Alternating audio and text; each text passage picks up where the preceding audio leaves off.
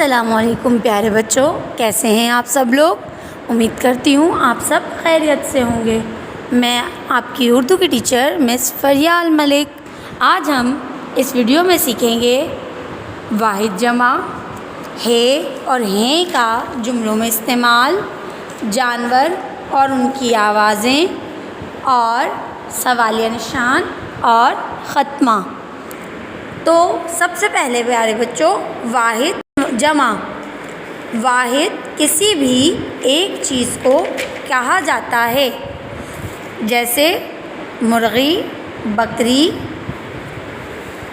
باجا۔ اسی طرح دو یا دو سے زیادہ چیزوں کو جمع کہا جاتا ہے، جیسے مرغے، تارے۔ اب ہم صفحہ نمبر 32 پر تصاویر کو دیکھ کر واحد سے جمع بنائیں گے۔ تو سب سے پہلے ہمارے پاس ہے مرغا، تو مرغے کی جمع ہوگی مرغے۔ اس کے بعد دوسرا لفظ ہے اور دوسری تصویر ہے بکرا۔ اب ایک ہے تو بکرا، اور ایک سے زیادہ ہیں تو بکرے۔ یہ کام آپ نے کتاب صفحہ نمبر 32 پر کرنا ہے۔ اس کے بعد صفحہ نمبر 33 پر ہم سیکھیں گے ہے اور ہیں کا جملوں میں استعمال۔ تو کسی بھی واحد جملے کے ساتھ ہے آتا ہے، جیسے یہ میرا بکرا ہے۔ کیونکہ ہمارے پاس ایک ہی بکرا ہے تو ہم اس کے لیے ہے لگائیں گے، لیکن جمع کے ساتھ مطلب ایک سے زیادہ چیزوں کے ساتھ ہیں لکھا جاتا ہے، جیسے ہمارے پاس کتنے بکرے ہیں۔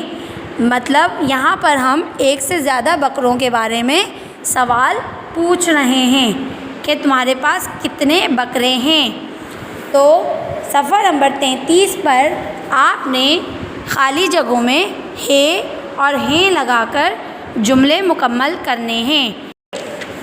اس کے بعد صفحہ نمبر 37 پر جانوروں کی آوازوں کے سامنے ان کے نام لکھنے ہیں، جن کی تصاویر بھی دی گئی ہیں۔ تو پہلا ہے، اب چوں چوں کس کی تصویر ہے؟ چوزا۔ تو چوں چوں کون کرتا ہے؟ چوزا۔ اس کے بعد اب ہوٹر ہوں کے سامنے کون سے پرندے کی تصویر ہے؟ جی، کبوتر۔ تو کبوتر کی آواز ہے ہوٹر غوں۔ اب میں کون سا جانور کرتا ہے؟ جی، بکری۔ اب صفحہ نمبر 38 پر ہم سیکھیں گے کہ سوالیہ جملوں کی پہچان کیا ہے اور جواب کو ہم کس طرح پہچان سکتے ہیں۔ تو اردو میں سوال کو سین اور جواب کو جیم سے ظاہر کیا جاتا ہے۔ سوال کے آگے سوالیہ نشان اور جواب کے آگے خطمہ لگایا جاتا ہے۔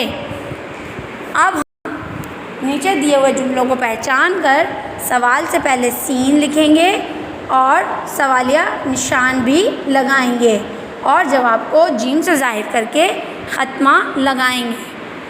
تو پہلا ہے، یہ نظم کس کے بارے میں ہے؟ تو اس میں ہم سے کچھ پوچھا جا رہا ہے، تو اس کا مطلب ہے کہ یہ سوال ہے۔